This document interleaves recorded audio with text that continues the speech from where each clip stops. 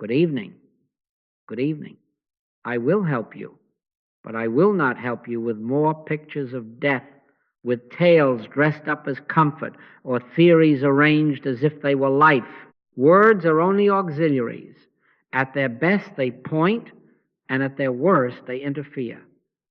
We are not here to solve a riddle with syllables. We are here to dissolve a fear with realization. Do you see? If you will allow it, we shall quietly turn from the fascination with endings and beginnings and rest in what is. Be still and know that I am God. That is our beginning. Hear this gently. The thing that has been troubling you is not death. It has been a suggestion about death. It has no person to it, no voice of its own, no prophecy written in the sky. It is a drifting message in the world thought, what Scripture names the arm of flesh, and it seeks only one thing, your acceptance. A universal belief in two powers whispers life and death, good and evil, safety and danger, and invites you to bow to it. But it has no law, no substance, no mind. It is hypnotism impersonal, without origin in God. Perfect love casteth out fear. Not because love invents a new story, but because love recognizes no second power to fear. Do you follow that? From the first, understand the standard we will use. We will not measure by mood or sentiment. We will measure by fruitage, by your life experience. By their fruits ye shall know them. If in the days ahead the dread of endings lessens and the lightness of living increases, if compassion deepens, decisions simplify, and you find yourself present without rehearsing terrors, then you will not need my word. Your life will have spoken. If, on the other hand, you leave inspired but unchanged, you will know you have had only an emotional jag. I will help you, but not to feel something. I will help you to witness something. Let us also be clear about what we will not do. We will not parade near-death stories to comfort the curious. We will not argue doctrines, nor try to pull belief across the finish line. No one is being asked to sign anything in the mind. We are not going to talk the serpent into becoming a rope. We are going to look and see that it always was a rope. Take therefore no thought for the morrow, not because tomorrow is forbidden to you, but because life is never tomorrow. Life is. Fear feeds on the pictures of a future you cannot inhabit. Present starves it. So tonight I ask only this. Rest with me in a simple willingness. When a tremor of fear moves through, do not call it my fear. Let it pass unnamed. Stand by in consciousness. If a story of catastrophe comes to your door, do not argue with it, do not embrace it. Let the door remain closed, as one who knows that within is a presence before which pictures lose their force. I and the Father are one. You and the Father are not separated by a breath, nor by a heartbeat, nor by a boundary named death. This is not persuasion, this is truth realized, or it is nothing. Do you see? In the hours we share, we will work with two small words that open a wide heaven, but for this moment it is enough to know that the fear you feared was a suggestion seeking a listener. You can withdraw your listening without strain, without bravado, without battle. Be very quiet and let love be love. If you cannot do more, say within yourself, I will help you, and feel that you are saying it to the very part of you that is frightened. Then hear, deeper than your thought, the divine answer already speaking. This is my beloved Son, in whom I am well pleased. In that pleasure, fear thins and vanishes, and what remains is life being self-present, unafraid, and whole. The thing that troubles you is not death. It is tomorrow dressed up as death. Fear does not come as an event. It comes as a moving picture, a private cinema, where you sit alone and watch a scene that has not occurred, and then you suffer as if it were occurring. In the small hours, it says, I will be gone. I will leave them without help. I will suffer. Do you notice how it borrows your voice? It takes your pronoun and with it your authority, and suddenly a floating suggestion stands in your room as if it were a law. But it is not a law, it is not even yours. It is adrift on the sea of world thought, seeking only an audience. Take therefore no thought for the morrow, not as a stern rule, but as a gentle unveiling. There is no morrow in God. Life is. Do you follow that? The strange boldness of fear is that it speaks in the first person.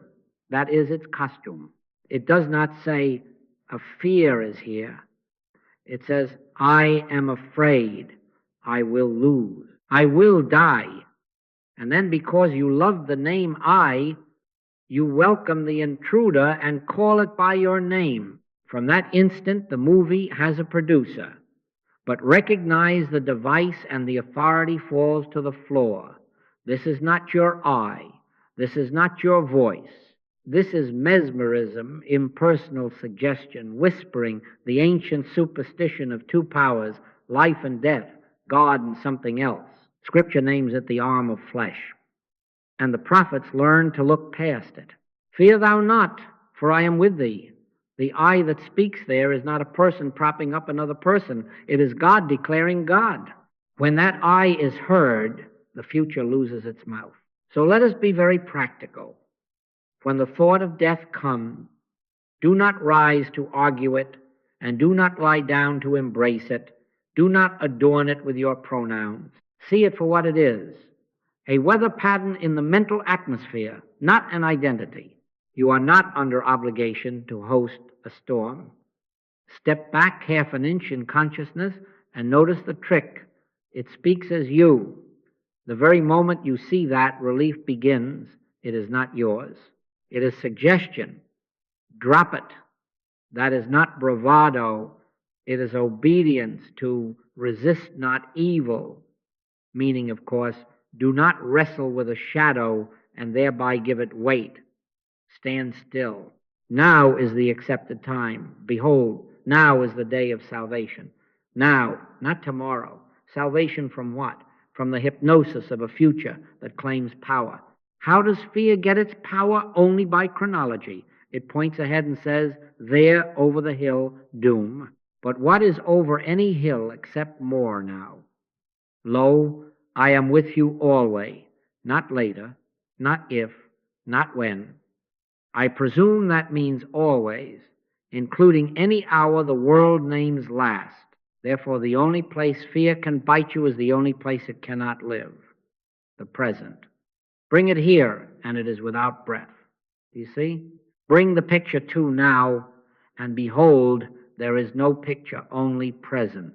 When you feel the quick stab at a traffic light, at the kitchen sink, in a hospital corridor, do not start composing spiritual poems.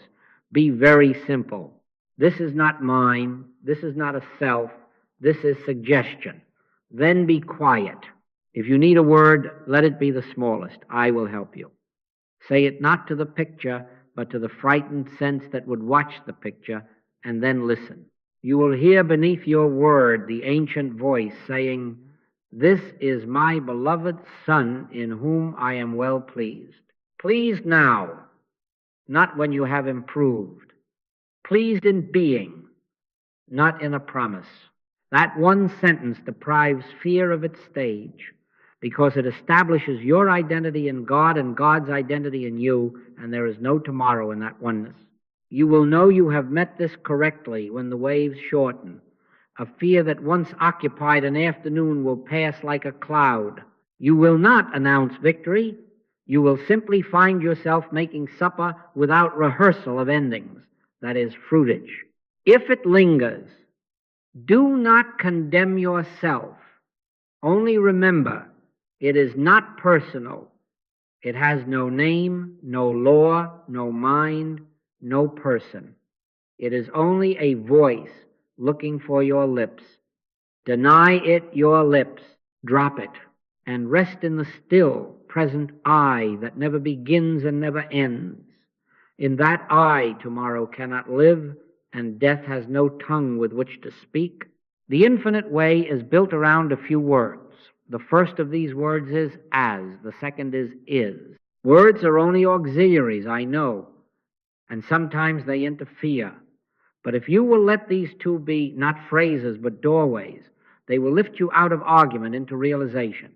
As establishes identity, is establishes immediacy. Together they remove the foothold from fear, which is always identity mistaken and time projected. Do you see? As means this: God, the invisible, appears as the individual, the visible.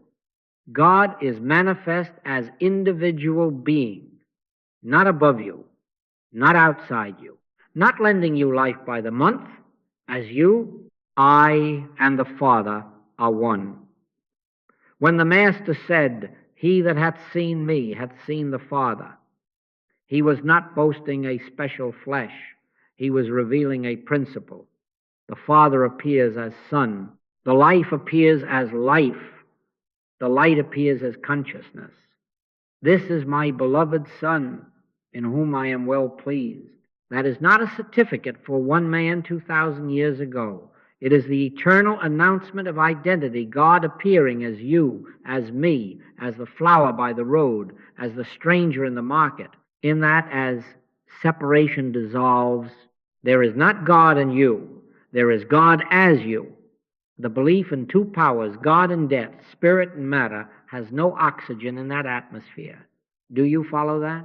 Is means this: spiritual work does not create truth, it beholds truth. It does not make harmony appear later, it recognizes harmony already present.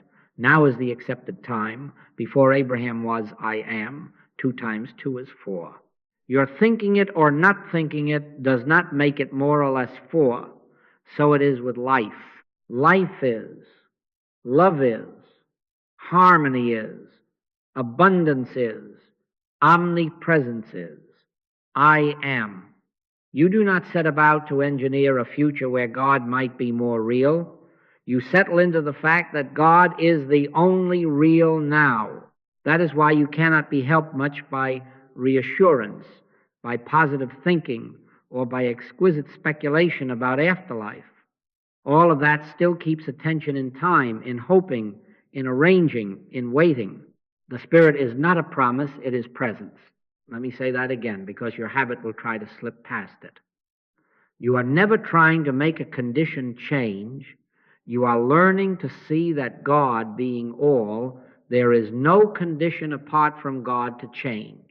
You are never trying to make your life secure tomorrow. You are discovering that life is your security now. In that discovery, fear finds no handle to grasp. Its handle is always tomorrow. Its pretense is always that you and God are two, and that the two may meet more surely later, as denies the two, is denies the later. When these two are alive in you, suggestion has no hook. If you wish proof of how easily we fall from this, listen to the world's remedies. It will be all right. Think positively. I read a remarkable account of a man who died and returned. None of this is wicked. It is merely weak. It works with pictures. It knits a bandage of words around a wound of time. But the Christ never offered that. The Christ said, take no thought, not because you are forbidden to think, but because thought cannot add 1 cubit to what is already infinite. The apostle said, in him we live and move and have our being. In him now, being now, not in a chart, not in a forecast. How, then, do you use this? Very simply, when a fear presents itself, do not debate it. Stand by in consciousness and let 2 truths come forward. As God is appearing as individual being, this one here. Therefore, there is not a separate self under separate law, liable to a separate fate. His life is now harmony, is now presence, is now. Therefore, there is no corridor of ours in which fear can grow teeth. Let these be not recitations, but realizations. Whisper them if you must, but then be quiet and listen. In the listening, you will hear the ancient I am answering your modern terror. You will find that with practice, your mind stops rummaging in the attic of later for comfort. It abides. And as it abides, fear, whose only nourishment is the belief in and in tomorrow, thins out. This is not philosophy, this is mechanics. As removes separation, is removes delay.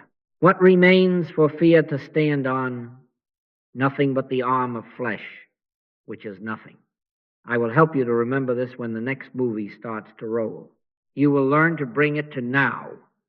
And in the now, there is no movie, only presence. Do you see? Let us take the old illustration and not dress it with new paint. If someone cries, snake, and you run with a stick to do battle, you are already a prisoner of the picture. You are now the hero of a movie that does not exist. But if you bring a light, if you look, what do you find? Rope. You do not slay a rope. You do not chant over a rope. You do not gather a committee to debate the lineage of the rope. You merely see, and in that seeing, the snake never was. Do you follow that? Spiritual practice is of that order. You do not fight fear. You do not battle death. You do not brace yourself with heroics. You look in the light of truth and discover suggestion impersonal, without person, without law, without substance. The mind shouts death, and the body tightens as if a verdict has been read. But the tightening proves nothing but belief. It is the arm of flesh, that old scriptural phrase to describe nothingness parading as power. The arm of flesh shall fail you. It fails because it is not arm, not law, not cause. It is hypnosis. Merely with hypnotism, belief in two powers, life and its opposite, trying on your coat and speaking in your voice. When you see this, the compulsion to fix it falls away. There is nothing to fix where there is no second power to oppose. The Christ did not say, arm yourself to resist. He said, resist not evil, meaning, of course, do not wrestle with a shadow and thereby give it substance. Stand still and see. Let me offer the lighter parable we have used before. A woman called late at night in tears because there was a white poodle under her bed. Friends, there was no poodle. There was a sweater and a shadow. Do you see how quickly the heart can gallop after a non-existent dog? If you put your hand under the bed to box with it, you will come away believing in teeth. But if you draw back, switch on the lamp, and look, you will find what always was harmlessness. Be still and know that I am God. Stillness is the lamp. Knowing is the look. The rest is a sweater. Apply this to death thoughts. You are washing a cup, and a picture flashes. A hospital room, a last breath, loved ones weeping. If you accept the picture as yours, you will begin to narrate, to argue, to brace. That is, making fear your project. Do not make it your project. The instant it appears, acknowledge it as suggestion. Not my thought, not a person, not a prophecy, only adrift on the sea of world belief looking for a host. Drop it, then return to isness. Life is, presence is, I am. Whisper if you must, I will help you, to the frightened sense. Then listen. In the listening you will hear, now is the accepted time, not later now. In that now there is no corridor for the picture to develop. Beware the subtle trap of analyzing fear. Cataloging its causes personalizes it. Measuring its intensity hardens it. Posting its progress on the wall dignifies it. All of this grafts the serpent onto the rope. Keep it very simple. Give it no pronoun. Give it no name. Give it no law. The only notice you owe it is the clear seeing, suggestion. Then the quiet return to what is. I and the Father are one. In that oneness, Who is there to die, and what is there to fear? The belief in two powers cannot breathe in such air. How shall you know you have practiced rightly? By the fruitage. If you have argued and exhausted yourself, you have been playing with a snake. If you have looked, named it nothing, and returned to isness, you will notice a release, a lightness, a resumed attention to the simple task at hand. You will make the cup clean and set it down. That is enough. No parade, no declaration of victory. Truth never struts, it is. So the directive remains minimal. Acknowledge suggestion. Refuse identity with it. Return to isness. Stand by in consciousness. Let the presence be the light by which a rope is seen to be rope, and a poodle to be a sweater, and death to be a powerless concept in the mind of no one. This is my beloved Son, in whom I am well pleased.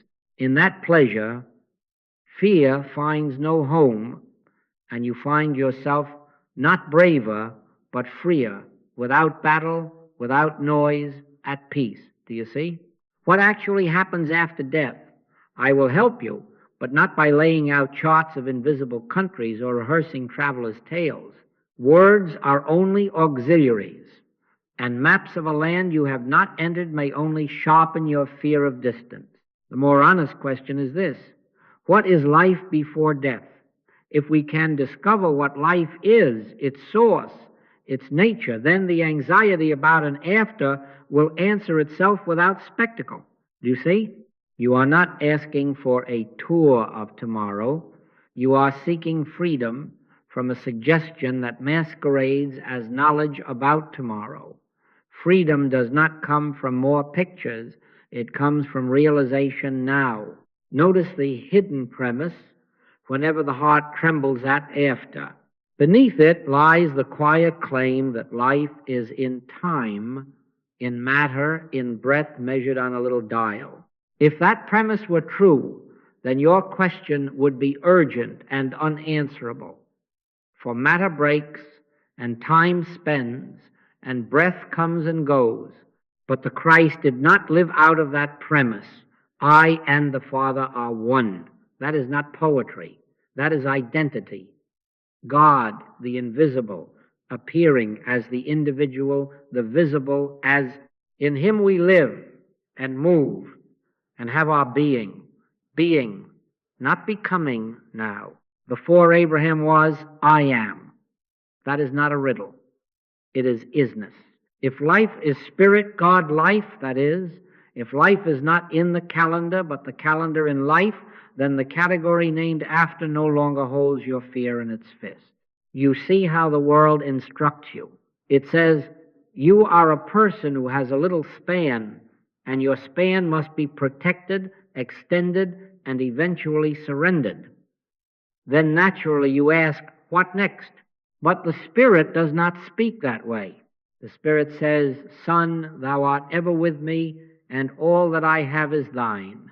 Ever with, not briefly with. All that I have, not a portion on loan. When you take your stand there, not with argument, not with strained belief, but with still recognition, the word after begins to loosen like a knot that has been pulled tight around nothing. Let Scripture instruct you without sensationalism. When the Master was pressed about the dead, he answered, God is not the God of the dead, but of the living. For all live unto him. All live unto him. Not shall live, not might live. When he stood at the tomb and said, I am the resurrection and the life, he did not defer resurrection to a date. I am, present tense, isness again. He was not promising a later miracle. He was revealing the nature of life. You follow that? The moment you consent to this premise, life is spirit, and spirit is now, the inquiry shifts from geography to recognition. You stop asking, where do I go? And begin realizing, in whom do I live? And then fear, which had only the oxygen of time, cannot breathe. This does not mean that curiosity is a sin, or that tenderness about parting is weakness. It means that curiosity cannot cure anxiety, and tenderness cannot be made strong by philosophy. Only realization dissolves the hypnosis. The belief in two powers, spirit and matter, God and death, feeds the question, what happens after? But if there are not two powers, if there is one power appearing as all life, then after cannot threaten. The life that is God does not come into you and go out of you like a tenant. It shines as you the way the sun shines as morning on the sea. The sea does not hoard a piece of light that can be drained. It receives whatever is. So be very practical. When the mind raises the curtain on the after scene, do not take a seat in the theater. Acknowledge the suggestion, and then ask the only fruitful question, what is life here now? Then stand by in consciousness and listen, not more words, listening. You will hear the same voice that has sounded since before Abraham, I am. You will feel without drama the soft authority of, this is my beloved Son, in whom I am well pleased. And with that, the picture of a later place thins, because pleasure in being is not postponed. We will not become experts in the after. We will become transparent to presence before. And as you do, you will notice something that needs no certificate, a relinquishing of dread, a quieter love for those with you, a readiness for each task that the hour brings. That is fruitage. By your life experience, you will know that you have ceased to live by the arm of flesh and begun to rest in isness. Then if the world's clock names a last hour, it will find you in the same atmosphere. You have practiced the consciousness of God as life, God as identity. If life is spirit, then after belongs to the same spirit, not to the imagination of time. And so the kindest way to answer the question about after death is to realize what lives you before it. Life is. Presence is. I am. Do you see? Do not try to be brave. Bravery belongs to the realm of the personal self, arming itself to face a picture. Bravery gathers a stance, sets the jaw, and says, I can take it. But to whom is it speaking? To a future, to a forecast, to a theater of images. That is the arm of flesh, and it fails because it is engaged with what is not there. Realization does not face the picture. Realization outgrows the premise that the picture has power. Resist not evil, meant, of course, do not enter the ring with a shadow and call that victory. Realization turns from the shadow to the light and finds there was nothing to oppose. Do you see? Stand by in consciousness. That is the phrase. It does not mean indifference, and it does not mean passivity. It means a quiet availability to presence instead of a busy argument with thought. Be still and know that I am God. Stand still and see the salvation of the Lord. Stand still where? In the recognition that God is appearing as individual being as, and that life is, now is. In that posture, there is no wrestling, no pleading, no reaching into tomorrow for rescue. You are not coaxing God to arrive.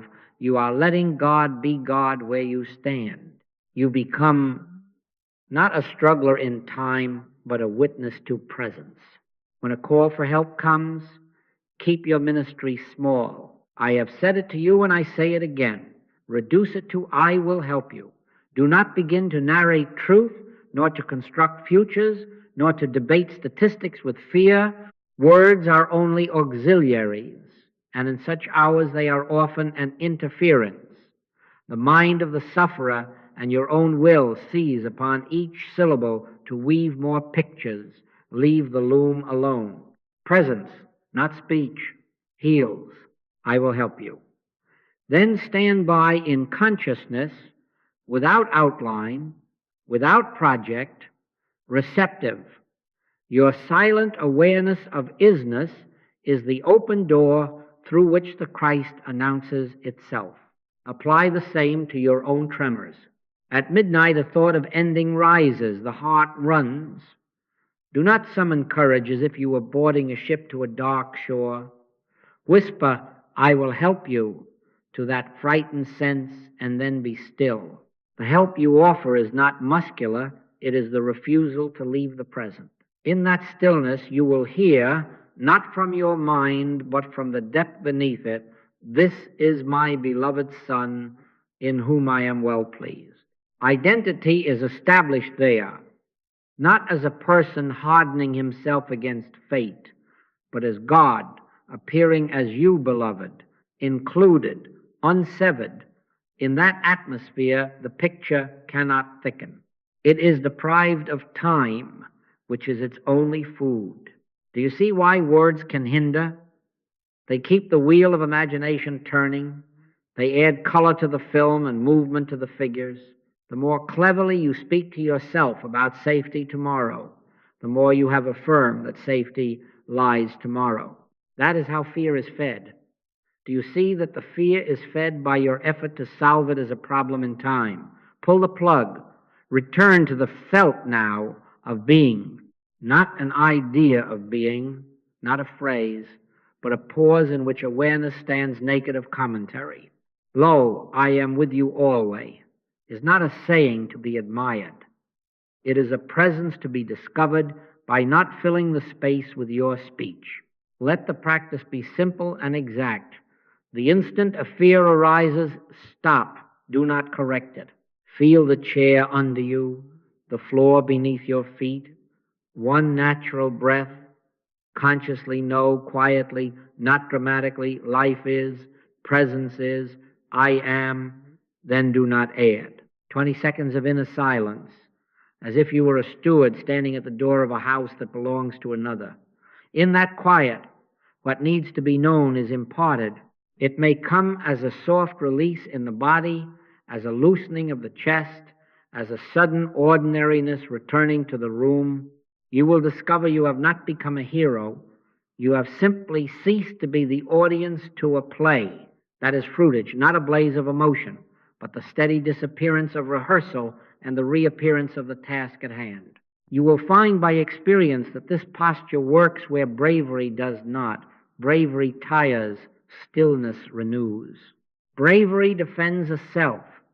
Realization reveals that the self is God as you, to whom no opposite is appointed.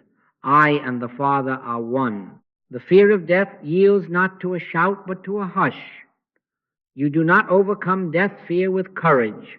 You let life reveal itself as present, and in that revelation the idea of death has no breath. Stand by in consciousness. Keep your speech small and your listening large, and watch by your life how peace replaces readiness for battle, how the next hour arrives without fanfare, and how the terror that demanded a future cannot live in the now where God is. Do you see? This is my beloved Son, in whom I am well pleased. Hear that, not as a compliment addressed to a hero of history, but as God declaring God. Sonship is not flattery, it is identity, language. It means God the invisible, appearing as the individual, the visible. God is manifest as individual being, that is, as. And because this is not a promise for later, but a fact of being, it is also is. When that voice is heard within, death stops being a personal sentence. It is seen for what it is, a concept, a suggestion, a picture without principle. Do you see? Why does this matter for your fear?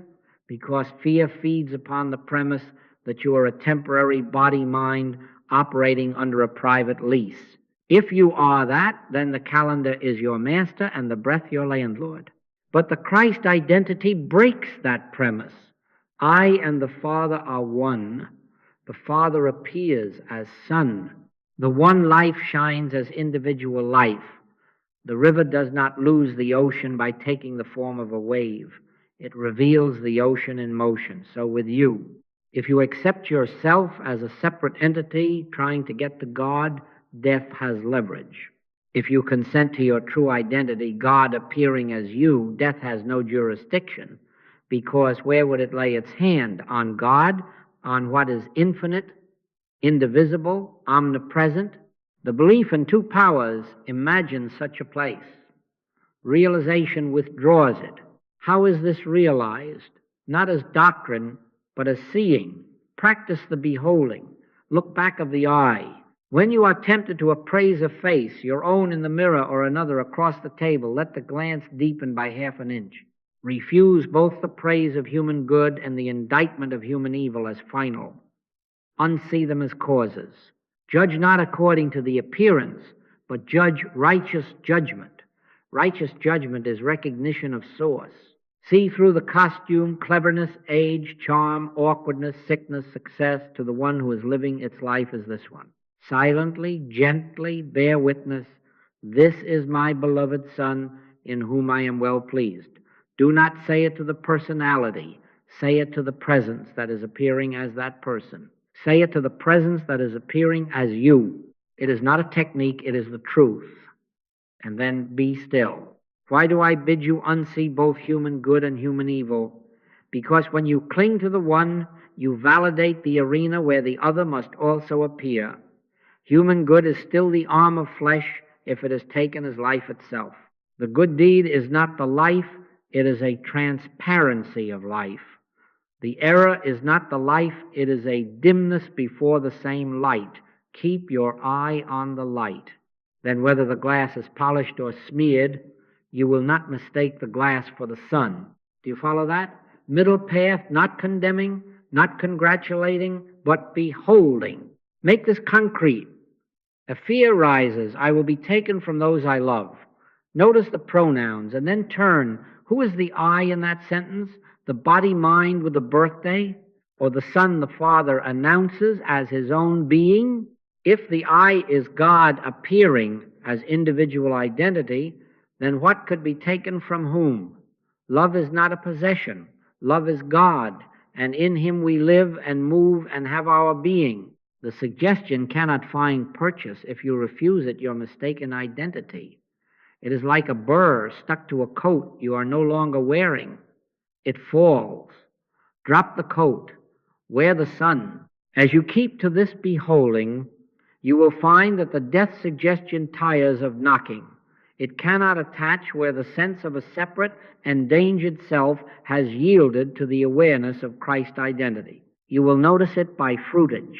You will not become a spiritual showman. You will become simple, steady, present. Impatience thins. A humble courage, not bravado, moves in. When you meet a stranger, tenderness arrives before defense. When you face your own reflection, you do not negotiate with time, you rest in isness. He that hath seen me hath seen the Father, not a boast, a principle. Thou seest me, thou seest the source that lives me. Keep the practice small and faithful. In the queue at the market, in the ward, at your desk, pause the eye and look back. Let one inner sentence establish the atmosphere. This is my beloved Son, I am well pleased. Then be quiet, no embroidery. Presence, not eloquence, confirms identity. And with each act of beholding, a thread of fear is cut until the cloth of terror cannot be woven. You will not have solved death, you will have outgrown its premise. Identity that is God as you does not begin, and therefore it does not end. Life is. Presence is. I am. Do you see? The only after you need today is the next breath in isness, not a chart of heavens, not a forecast of corridors. The next breath this one lived in the realization that life is not arriving, life is. Do you see? Fear requires projection.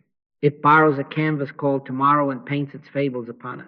But if you abide in now, if you live this next breath in the awareness of presence, there is no canvas for it to use.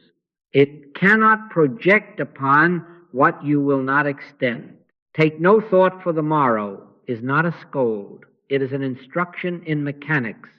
Without morrow, the suggestion cannot breathe. Let your inner language be an altar of simple affirmations, not to persuade God, but to anchor you where God already is. Life is, love is, presence is, peace is, I am. Say them not as magic, but as the way a sailor sets his bearings by the stars, quiet, sure, then silent. Now is the accepted time. Before Abraham was, I am. This is the speech of isness. It does not wage war on images. It declines to enter the theater. Make it ordinary. Waiting at the light, do not scroll the future. One breath, life is, I am. Then look at the world again without reaching for it. Walking from room to room, do not carry your biography ahead of you like a shield. Love is, presence is. Then let the hand meet the doorknob. Falling asleep, do not draft tomorrow's courage or borrow yesterday's sorrow. Peace is, I am. Then yield the mind. On waking before the day's errands assemble, presence is, I am. This is not high ceremony. It is faithful housekeeping of consciousness. Do you see what this does? It cuts fear at the root. Fear can only grow where there is soil named later and a self separate from God to be endangered by it. Isness removes later, as removes the separate self. With the ground and the gardener gone, the weed cannot thrive. There is no struggle here. You are not bracing yourself. You are declining to nourish a suggestion. Be still and know that I am God is the formula and the fulfillment. The stillness withdraws the donation of attention. The knowing reveals what remains when panic is unfed. Keep it exact. In the queue, in the ward, at your desk, at the sink, when the mind throws forward a scene. Do not argue. Acknowledge. Suggestion. Then return to isness with one unembroidered recognition. Life is. Presence is. I am. Then listen. Let the silence complete what your statement only began. If thought races back with pictures, do not scold it. Drop the coat again. Stand by in consciousness. 20 seconds is enough to turn a storm into ordinary weather. Scripture will confirm you as you practice, not as a quotation contest, but as a discovered fact. In him we live and move and have our being. You will feel the words matching your breath, not your memory. Lo, I am with you always will cease to be a comfort card and become a climate. Do you follow that? You are not working to import God into this hour. You are consenting to see that this hour is in God. How shall you know you are not having an emotional jag? By fruitage, calmer days, kinder reactions, quicker recoveries when the mind stumbles, less rehearsal, more presence. Problems that used to require long debate dissolving into first steps taken without fuss. This is how reality signals itself. If such fruitage appears, then there is no question you are not playing with phrases. You are living in the present life. If it does not, return to simplicity. Do less speaking, more listening. Drop the project, abide in isness, and let peace prove itself. So, the only after you require is this. The next breath in isness. Take it now. Life is, love is, presence is, peace is, I am. And because I am in I am, the fear that needed a future cannot stand. Now is the accepted time. Now is the life that does not die. Do you see? Now I must say a hard thing in a soft voice. Truth is not measured by how inspired you feel, but by the fruitage, how your life actually changes. Ye shall know them by their fruits. Words are only auxiliaries. Feelings can be weather, but fruitage is the harvest you carry in the basket of your hours. By your life experience, by the fruitage, you will know whether you are living in realization or entertaining yourself with spiritual weather. Do you see? What then is fruitage in this specific matter of death anxiety? It is not fireworks. It is ordinary holiness. It is reduced panic spirals where before the mind could tumble for 40 minutes, now it stirs and settles in 4. It is less morbid rehearsal, fewer imaginary hospital scenes, fewer funerals played in the theater behind your eyes. It is steady asleep. If you wake at 2, you do not sign on for a symposium with fear. You take one breath in isness, and the body is permitted to rest again. It is a gentler tongue, a quieter gaze, because when the fantasy of later loosens, compassion for the one before you increases. You notice simple things. You finish the task you avoided. You return a call without dread. You walk into the day without armor. Peace I leave with you, my peace I give unto you, begins to be your climate instead of your slogan. These are fruits. Use conditional honesty. If, after your practice, fear returns with the same authority and recruits you for the same arguments, if you find yourself talking more cleverly about God while sleeping less, if your days are filled with spiritual phrases and your nerves still crackle at every headline, if tenderness does not increase but impatience does, then consider that you may be repeating words without realization. That is not a crime, it is a diagnosis. It may be an emotional jag, an uplift that does not alter the premise. Do you follow that? Now the correction, gentle, exact, not self-accusing. Do not condemn yourself. Simply return to the method. Reestablish identity as God appearing as individual being. Whisper it without ornament. This is my beloved Son, in whom I am well pleased. Not as flattery, as fact. Then reestablish immediacy. Is, life is, presence is, I am. Next, depersonalize the fear. Error has no person. Acknowledge. Suggestion, the arm of flesh, the non-existent poodle. Drop it. Stand by in consciousness. Say as little as possible, I will help you to that frightened sense, and listen. Give the Christ a hearing. In that receptivity, the authority shifts from the volume of thought to the weight of presence. That is how letter yields to spirit. Do not look for a single thunderclap of deliverance. Fruitage is a season's work, not a headline. First the blade, then the ear, after that the full corn in the ear. Let that scripture tutor your patience. You will notice the blade when panic shortens. You will notice the ear when sleep steadies. You will notice the full corn when compassion becomes your reflex and you stop bargaining with tomorrow. Keep your measurements humble and regular. How quickly does fear dissolve when it appears? How often do I return to isness without debate? How naturally do I behold beloved Son in those around me? This is not moral bookkeeping, it is spiritual hygiene. If the numbers improve, then there is no question. If not, reduce speech, increase listening, and begin again. Remember, fruitage grows where the twofold foundation is kept as identity in God, is life in the present. Where those are alive, the belief in two powers cannot root. The kingdom of God is within you, not waiting in a later room, and I and the Father are one, not negotiating for a truce with death. As these are realized, felt, not merely affirmed, the atmosphere of your life changes. Problems that once demanded analysis begin to untie themselves. You become quieter and strangely more effective. Fear finds less oxygen.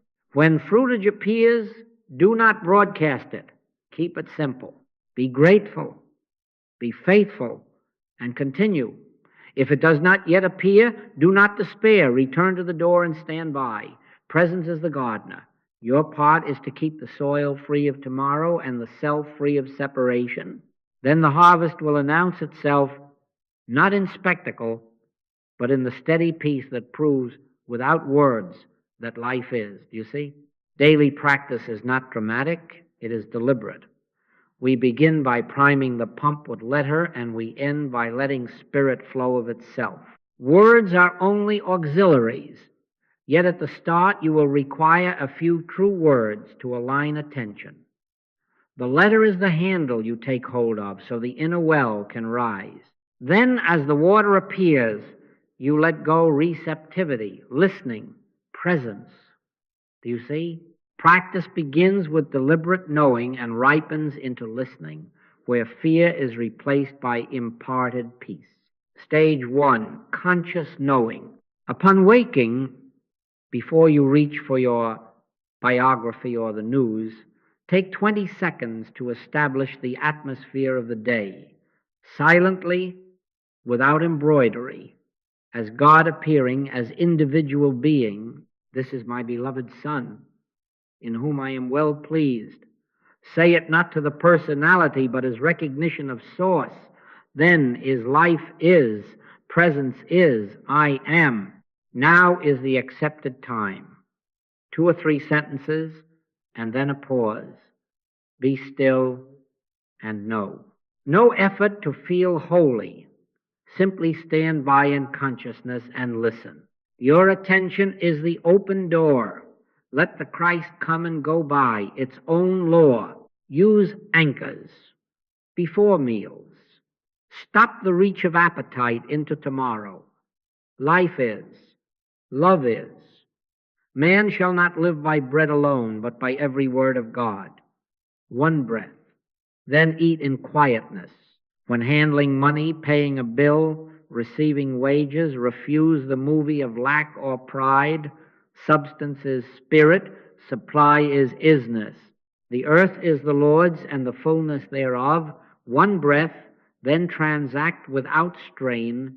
When the headline tries to draft you into tomorrow's catastrophe, recognize suggestion, the arm of flesh. Drop it. Life is, presence is, I am. Then listen 20 seconds. Before sleep, simple and final, lo, I am with you always.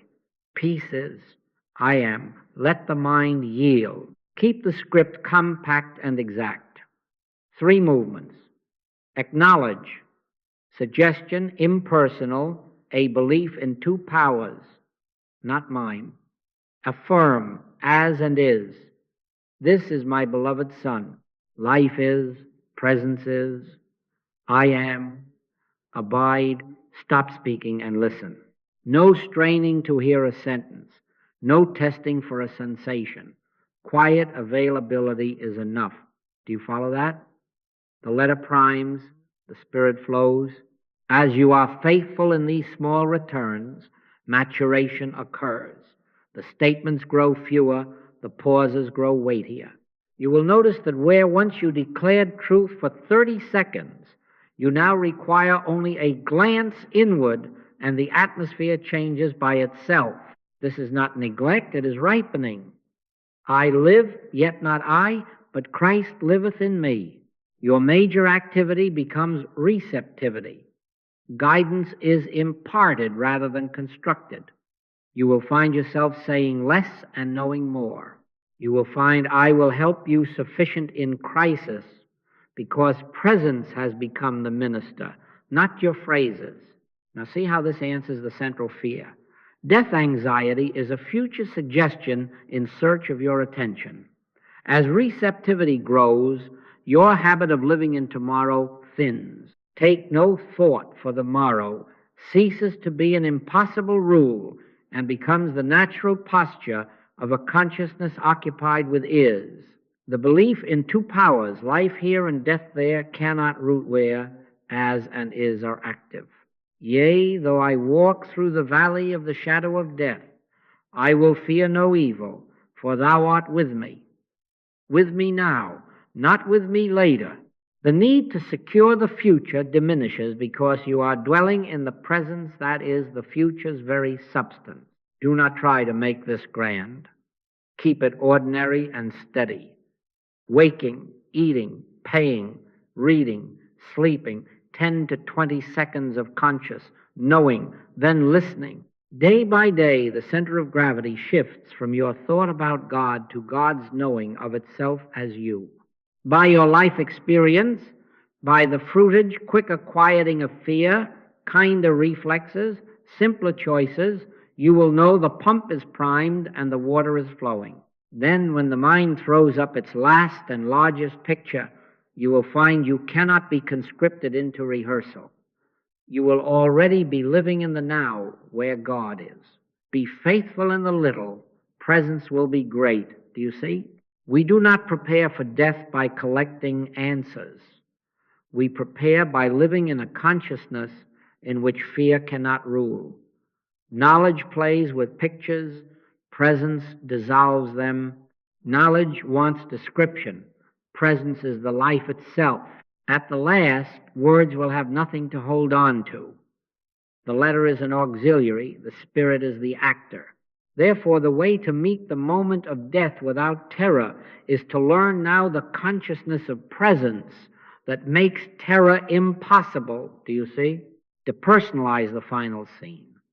Whatever it will be, a dimming room, a quick turn of events, a gentle loosening, let it be met as God's presence, not as a personal catastrophe.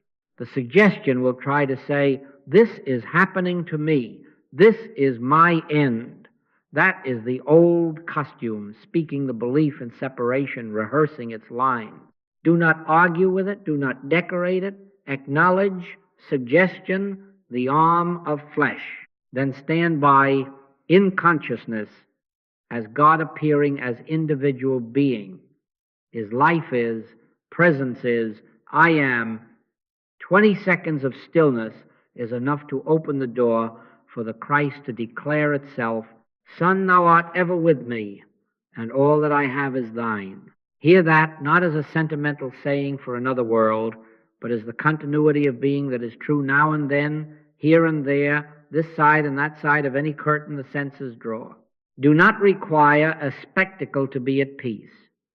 Some have reported lights, others have reported a garden, some have reported nothing at all but a wide quiet.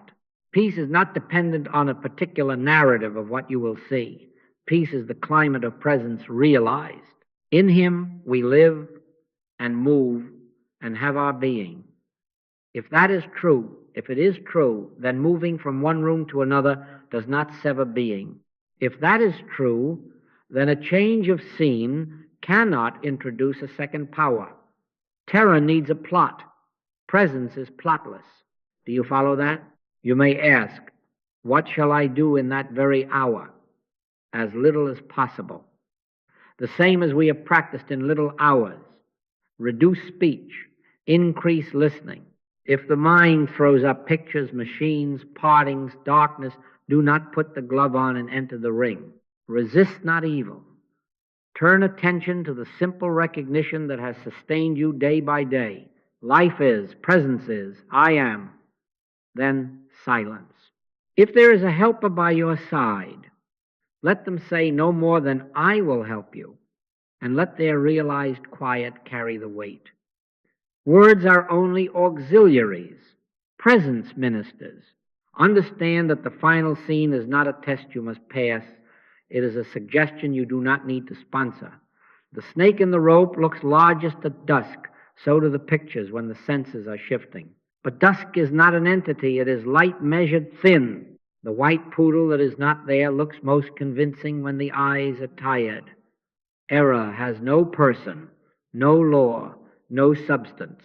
It is mesmerism without a mesmerist, a universal belief in two powers seeking your consent. Withdraw consent. How? By refusing to leave the present, by consenting to as and is, by letting God be God where you are. This consciousness is learned in the ordinary. Therefore, the work is sober, daily, inward. Do not save your practice for the last act. Live it this hour, and the last hour will be like this hour inhabited by God. When you go to the market, when you answer the phone, when you tuck a child into bed, meet each small ending and beginning with the same presence. Then when the larger one arrives, you will not need to invent a religion for it. You will do what you have done. Return to isness and listen. Lo, I am with you always. Not then always. And see how this blesses others long before any final day. Your quiet presence, freed from rehearsal, becomes a field in which the frightened can rest. You will find yourself in rooms where dread has been living for weeks, and you will say very little, and yet the air will clear by your life experience, by the fruitage, quicker, quieting, easier, letting go, simpler kindness, you will know that you are not playing with phrases. You are living in the life. You will not be a hero. You will be transparent. I live, yet not I, but Christ liveth in me. The measure is not applause, but peace. So hear it once more as substance, not slogan. Son, thou art ever with me, and all that I have is thine. Ever with me, not with me later, not with me if, with me. Let that sentence be the atmosphere of your days. Let it be the climate into which every suggestion dissolves. Then, whether the last breath is here or 1,000 mornings from now, terror will find no theater, because you will not extend a tomorrow for it. Presence will be present, and life will be life. You see, this is not a lazy man's work, but it is gentle work. Do you see the balance?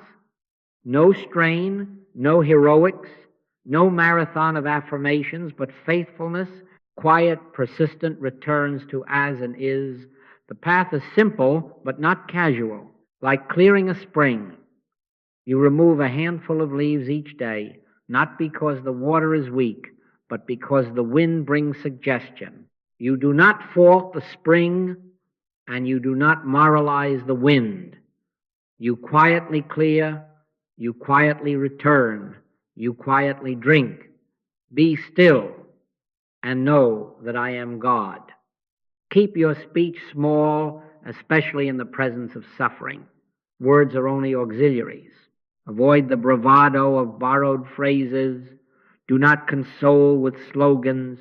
If someone is frightened, say as little as possible, I will help you, and let realized quiet heal what explanations inflame.